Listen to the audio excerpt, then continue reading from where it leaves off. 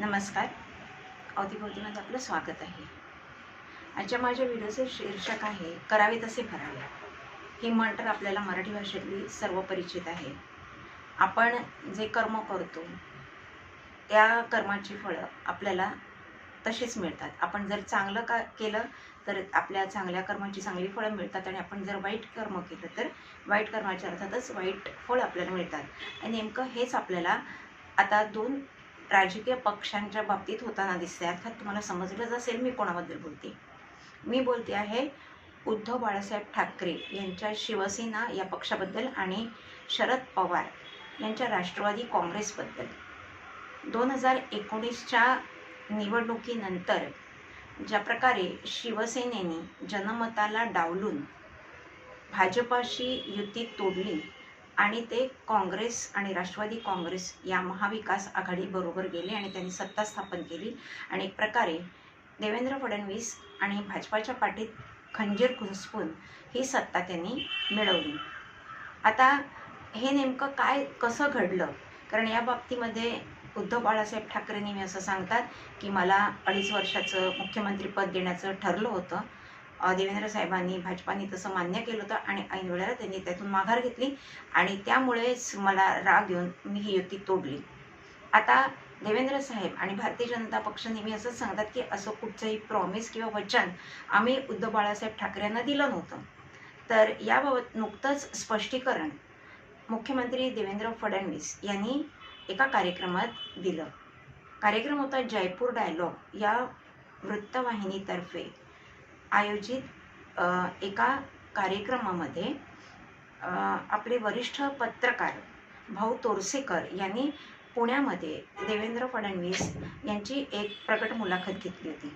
या मुलाखतीमध्ये भाऊ तोरसेकरांनी देवेंद्र फडणवीसांना विचारलं की 2.5 वर्षाची काय भानगड आहे? तुम्ही म्हणता की आम्ही तसं काही मुख्यमंत्रीपदाचं आश्वासन उद्धव साहेबांना दिलं नव्हतं आणि उद्धव साहेब असं म्हणतात की मला असं आश्वासन त्यांच्याकडून मिळालं होतं आणि ऐन वेळेला त्यांनी शब्द फिरवला. तर तुम्ही शब्द जर फिरवलात तर नेमका तो कशा प्रकारे कोणत्या माध्यमातून फिरवला? तुम्ही ईमेल केले, व्हॉट्सअप केलं की आणखीन काही? त्यांना नकार कसा कळवला? याबाबत देवेंद्र फडणवीसांनी पूर्ण घटनाक्रम सांगितलेला आहे. तो घटनाक्रम असा होता की जेव्हा 2019च्या विधानसभेच्या निवडणुका जाहीर झाल्या त्यावेळेला पूर्वीपासून जसं भारतीय जनता पक्ष आणि शिवसेनेची युती ही विधानसभेसाठी एकत्र लढत होती त्याचप्रमाणे या दोन पक्षांनी एकत्र लढण्याचा निर्णय घेतला होता आणि त्यानुसार त्यांचं जागा वाटपही झालं होतं. पण त्यानंतर अचानक एके रात्री उद्धव ठाकरे यांनी फडणवीस साहेबांना फोन केला आणि सांगितलं की माझ्या पक्षाला 2.5 वर्षाचं मुख्यमंत्रीपद पाहिजे आणि अशी माझी जी भावना आहे मी तुमच्या वरिष्ठ नेत्यांकडे बोलून दाखवली आहे. तर याबाबतीतला निर्णय तुम्ही मला सांगा की हे पक्का आहे तर आपण युती करू, नाहीतर मग युती शक्य नाही. तेव्हा त्यांनी असं सांगितलं देवेंद्र साहेबांनी की बघा हा निर्णय मी एकटा घेऊ शकत नाही. आमच्या पक्षाचं पार्लमेंटरी बोर्ड असतं, वरिष्ठ नेते असतात आणि ते जे निर्णय घेतात तोच आम्हाला बंधनकारक असतो. त्यामुळे मी तुमचं जे मत आहे किंवा तुम्हाला असं जर काही वचन हवं असेल तर मला अमित शहाशी बोलावं लागेल. आणि त्याप्रमाणे लगेचच म्हणजे रात्री 1चा सुमार होता. लगेचच फडणवीस साहेबांनी अमित शहाना फोन केला आणि अमित शहा सुद्धा त्यावेळेला जागे होते. त्यांनी त्यांचा फोन रिसीव्ह केला. तेव्हा फडणवीस साहेबांनी त्यांना असं सांगितलं की उद्धव ठाकरेंचं असं म्हणणं आहे, त्यांचा आत्ताच फोन आला होता की त्यांना 2.5 वर्षाचं मुख्यमंत्रीपद पाहिजे आपण निवडणूक जिंकल्यानंतर.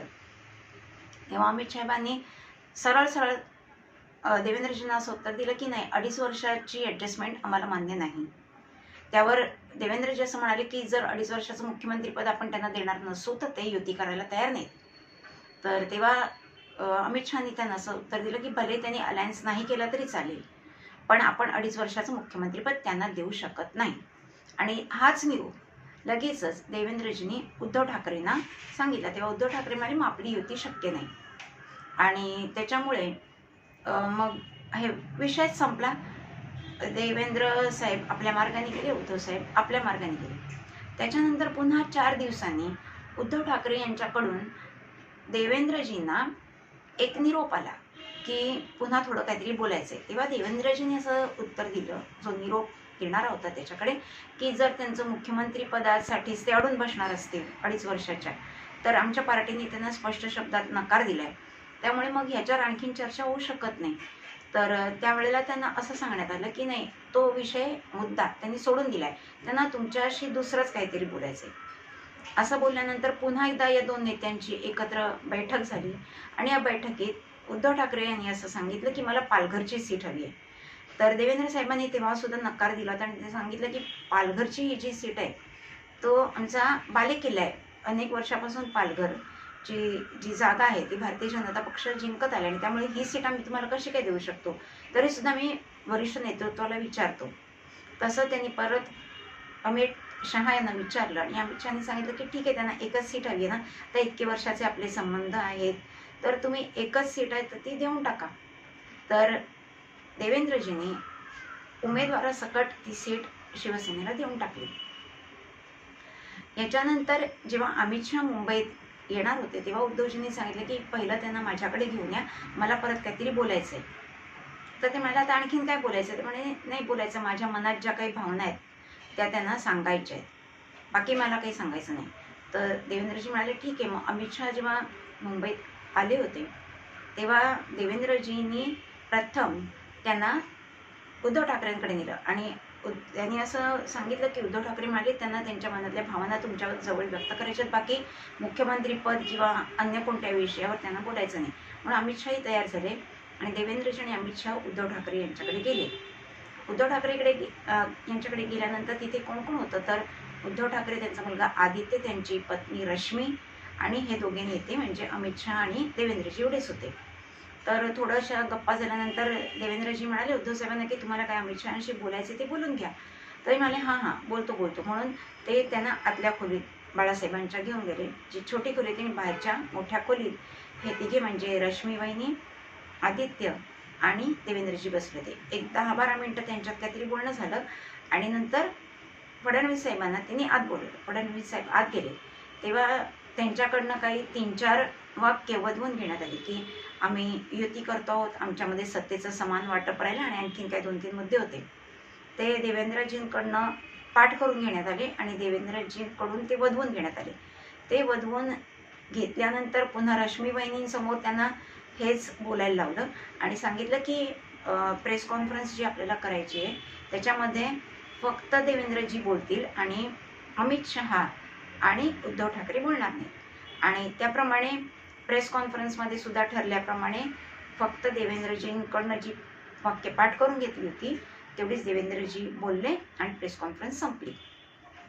यानंतर जेव्हा निवडणुकीचे निकाल जाहीर झाले तेव्हा नेहमीच्या सवयीने देवेंद्रजींनी उद्धवजींना फोन केला आणि विचारलं की चला आता आपल्याला निर्णय घ्यायचा आहे या सत्ता स्थापनेबाबत, तर आपण एक जॉईंट प्रेस कॉन्फरन्स करूया का? तर ते म्हणाले नको, जॉईंट नको, पहिलं मी प्रेस कॉन्फरन्स करतो आणि नंतर तुम्ही करा. तर देवेंद्र म्हणाले ठीक आहे, काही हरकत नाही, पहिले तुम्ही प्रेस कॉन्फरन्स करा. आणि त्यांनी जी प्रेस कॉन्फरन्स उद्धव ठाकरे यांनी जी केली त्याच्यात त्यांचा नूरच बदललेला दिसला. त्याच्यात त्यांनी असं सांगितलं की आम्हाला मुख्यमंत्रीपद पाहिजे आणि ते जर मिळत नसेल तर आम्ही कुठच्याही टोकाला जाऊ शकतो, आमच्याकडे सगळे पर्याय खुले आहेत. हे प्रेस कॉन्फरन्समधलं त्यांचं वक्तव्य ऐकल्यानंतरच देवेंद्रजींना कल्पना आली की हा माणूस आणि याचा पक्ष आपल्याबरोबर काही आता सत्ता स्थापन करणार नाही. आणि त्यानंतर जेव्हा ह्या प्रेस कॉन्फरन्सनंतर देवेंद्रजींनी जेव्हा त्यांना फोन करायचा प्रयत्न केला, त्यांच्याशी संवाद साधण्याचा प्रयत्न केला, तेव्हा उद्धव ठाकरे यांनी त्यांचा फोनही स्वीकारला नाही. त्या दिवसापासून महाविकास आघाडीची सत्ता स्थापन होईपर्यंत उद्धव ठाकरे यांनी देवेंद्रजींशी किंवा भाजपाशी कुठच्याही प्रकारे संवाद साधला नाही आणि त्यांची सत्ता अस्तित्वात आली. आता देवेंद्रजींनी असा प्रश्न उपस्थित केला, जर त्यांना 2.5 वर्षाचं मुख्यमंत्री पद समजा आम्ही देऊ केलं होतं तर मग त्याबाबत त्यांनी चर्चा का नाही केली, आमच्याशी संबंधच का तोडले, आमच्याशी संपर्कच का नाही केला? तर या बाबतीत जेव्हा विचारमंथन झालं तेव्हा असं कळलं की शरद पवार यांनी आधीपासूनच उद्धव ठाकरे यांच्याशी संपर्क साधला होता आणि त्यांना असं सांगितलं होतं की तुम्ही सध्या निवडणूक ही एकत्रितपणे लढा, आधी तुम्ही अलायन्स तोडू नका. निवडणुकीच्या एक्झिट पोलमध्ये असं दिसतंय की भाजपाला जास्त सीट मिळत आहेत, जर भाजपाला 120च्या वर जागा मिळाल्या तर भाजपा स्वबळावर सत्ता स्थापन करेल, मग तुमच्या पक्षाच्या युतीशी त्यांना काही गरज राहणार नाही. पण जर अशा प्रकारे जागा निवडून आल्या की भाजपाला तुमच्या सहकार्याशिवाय सत्ता स्थापन ते करू शकत नाही, तर मात्र तुम्ही त्यांच्याशी युती तोडा, आमच्याकडे या आणि मग आम्ही तुम्हाला मदत करू. ज्या वेळेला काँग्रेसच्या विरोधात तुम्हाला जायचं आहे तेव्हा आम्ही मदत करू, आम्ही जेव्हा भाजपाच्या विरोधात जातोय तेव्हा तुम्ही आम्हाला मदत करा. आणि नेमक्या याच त्यांच्या ॲडजस्टमेंटप्रमाणे किंवा या त्यांच्या ठरलेल्या मसुद्याप्रमाणे जेव्हा त्यांना कळलं की भाजप हा एकटा सत्ता स्थापन करू शकत नाही, त्यांना शिवसेनेचीच मदत लागणार आहे, त्यावेळेला बरोबर शिवसेनेने यातून माघार घेतली आणि शरद पवार यांनी शिष्टाई करून सोनिया गांधीचं मन वळवून उद्धव ठाकरे यांना 2.5 वर्षाचं मंत्रिपद दिलं, मुख्यमंत्रीपद दिलं आणि त्यांचं महाविकास आघाडीची सत्ता अस्तित्वात आली. म्हणजे कशा प्रकारे दगाबाजी या दोन पक्षाच्या नेत्यांनी केली भाजपाशी, त्यांच्या पाठीत कसा खंजीर खुसपला आणि कशी म्हणजे लबाड कोल्ह्यासारखी चाल त्यांनी आखली, त्यात ते यशस्वी झाले आणि सत्ता हस्तगत केली. पण ही जी त्यांनी गद्दारी केली, या गद्दारीचं उत्तर या दोन्ही पक्षांना आणि त्यांच्या नेत्यांना आता या नजीकच्या काळात कसं मिळतंय आपण बघताच आहे. उद्धव ठाकरे यांच्या कडून शिंदे गट हा वेगळा झाला. यानंतर 2.5 वर्ष शिंदे यांची शिवसेना आणि भाजपाचं सरकारांनी यशस्वीरित्या आपला कार्यकाळ पूर्ण केला आणि त्यानंतर जेव्हा 2024मध्ये विधानसभेच्या निवडणुका आल्या तेव्हा त्यांनी एकत्रितपणे लढल्या आणि त्यानंतर शरद पवार यांनी धूर्तपणे अजित पवार यांना इन्स्ट्रक्शन्स अशा दिल्या की तुम्ही तुमचा गट वेगळा करा, तुम्ही माझ्यापासून वेगळे व्हा. कारण आता जर भाजपा जिंकली तर मोदी यांनी प्रचारात सांगितलंच होतं की अजित पवारांनी जो काही 1000 कोटी रुपयाचा घोटाळा केला आहे त्याचे पाळंमुळं आम्ही शोधून काढणार आहोत आणि मग दोषींना आम्ही चक्की पिसायला पाठवणार आहोत. त्यामुळे जर खरोखर भाजपा आणि शिंदे गटाचं सरकार अस्तित्वात आलं तर आपल्यावर कारवाई होऊ शकते, आपले पक्ष धोक्यात येऊ शकतो, आपलं नेतेपदही धोक्यात येऊ शकतं. त्यामुळे तुम्ही माझ्याशी मतभेद झाले असं दाखवा आणि काही आमदार घेऊन बाहेर पडा. आणि नेमकं तसंच, कारण हे म्हणायला वाव असं आहे की अजित पवार आणि शरद पवार हे कधीही वेगळे होऊ शकत नाही. जेव्हा 2019च्या निवडणुकीनंतर 1 दिवसाचं सरकार स्थापन केलं होतं अजित पवार यांच्या मदतीने, तेव्हा सुद्धा आपण पाहिलं की त्यांनी अजित पवारांनीच तेव्हा सांगितलं की मला काकांनी म्हणजे शरद पवारांनीच सांगितलं होतं म्हणून मी सत्ता स्थापन केली आणि नंतर त्यांनीच सांगितलं की पाठिंबा काढून घे म्हणून मी 1 दिवसातच पाठिंबा काढून घेतला आणि ते सरकार कोसळलं. यावरून आपल्याला दिसतं की या काका पुतण्यांचं किती घट्ट नातं आहे आणि ते एकमेकांच्या विरोधात जाऊच शकत नाही. पण शरद पवार हे दूरदृष्टी आहेत नेते आहेत आणि त्यांना भविष्यात काय धोके उत्पन्न होऊ शकतात याची जाणीव आहे आणि म्हणूनच त्यांनी अजित पवारांना सांगितलं की तुम्ही तुमचा वेगळा गट स्थापन करा, जसं शिंदे शिवसेनेचा वेगळा गट स्थापन केला आहे. म्हणजे यदाकदाचित भविष्यात मला जर गरज लागली तर माझा पक्ष मी तुमच्या पक्षात विलीन करू शकतो आणि माझ्या मुलीचं सुप्रिया सुळेचं भविष्य सुरक्षित करू शकतो आणि माझ्याबरोबर जे राहिलेले नेते आहेत त्यांचे भविष्य सुरक्षित करू शकतो. आणि त्याचप्रमाणे पडत्या फळाची आज्ञा घेऊन अजित पवार हे युतीमध्ये सामील झाले आणि सत्तेमध्ये सहभाग त्यांचा झाला. आणि आता अशी परिस्थिती आहे की उद्धव ठाकरे यांना तर सगळीकडनं जनतेने नाकारले आपल्याला या 2024 विधानसभेच्या निवडणुकीत दिसलं. त्याचप्रमाणे त्यांचे अनेक नेते, संघटनेचे कार्यकर्ते, शाखा प्रमुख हेही शिंदे यांच्या शिवसेनेमध्ये आलेले आहेत आणि अजूनही गळती चालूच आहे.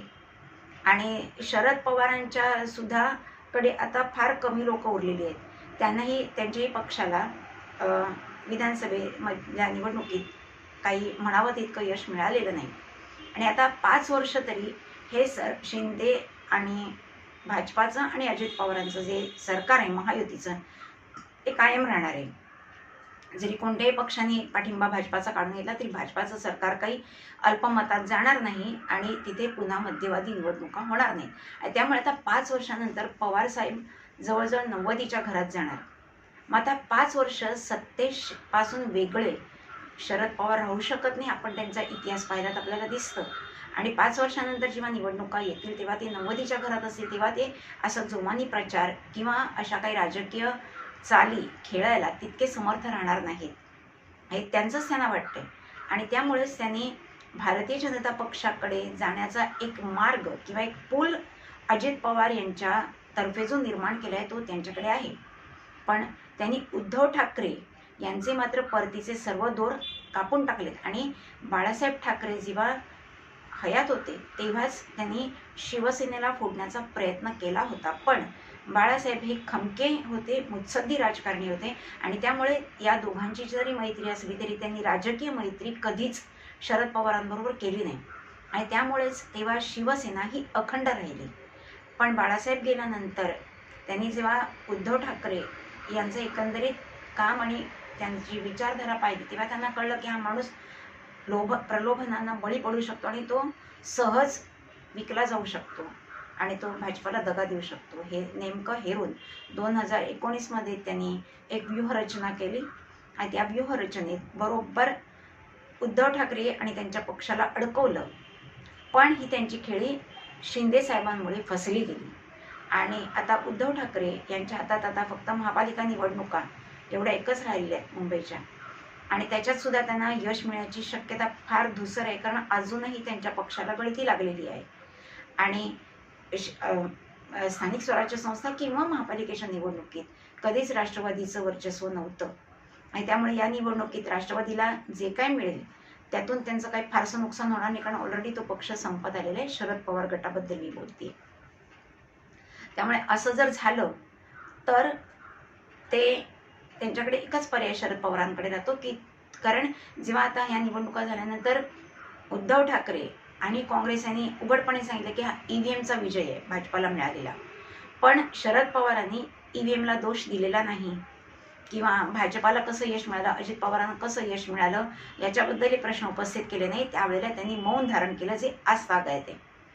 त्याच्याचमुळे आणि आता नुकताच अजून एक घटना आली की शिंदे साहेबांच्या वाढदिवसाचं निमित्त साधून सरद फाउंडेशन या दिल्लीच्या एका स्वयंसेवी संस्थेतर्फे जो महाची शिंदे पुरस्कार शिंदे घराण्यातर्फे दिला जातो तो यांना देण्यात आला, एकनाथ शिंदे यांना. आणि तो पुरस्कार शरद पवार यांच्या हस्ते देण्यात आला. त्यामध्ये शरद पवारांचं त्यांनी खूप कौतुक केलं आहे. शरद पवार यांनी एकनाथ शिंदेंचं कौतुक केलं आणि सांगितलं की तुम्ही एक चांगली पक्ष संघटना निर्माण केली, एक नवीन शिवसेना निर्माण केली, महाराष्ट्राच्या राजकारणाला एक नवी दिशा दिली आणि इतिहास याची नोंद घेईल. आणि बरंच त्यांचे गौरवोद्गार त्यांनी शिंदे साहेबांबद्दल काढले. आणि याच्या मिरच्या उद्धव ठाकरेंच्या शिवसेनेला ज्या झोंबल्या त्या संजय राऊत यांच्या वक्तव्यावरून आपल्याला दिसून आल्याच. म्हणजेच आज आणि ज्या वेळेला शिंदे यांचा गट उद्धव ठाकरे यांच्यापासून वेगळा झाला होता त्यावेळेला पत्रकारांनी जेव्हा शरद पवारांना याच्याबद्दल विचारलं तेव्हा शरद पवार यांनी काहीच प्रतिक्रिया दिली नाही. त्यांनी असं सांगितलं की हा शिवसेनेचा अंतर्गत मामला आहे, याच्याबाबत मी काय बोलणार.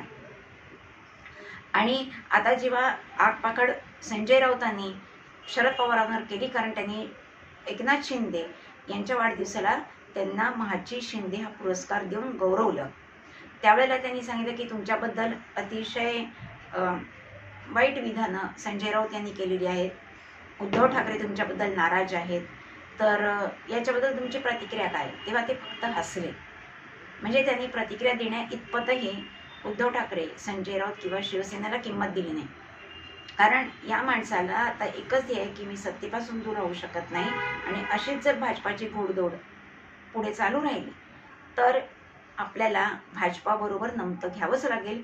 आणि ते नमतं घेण्यासाठीच त्यांनी भाजपावर कोणतेही दोषारोप केलेले नाहीत.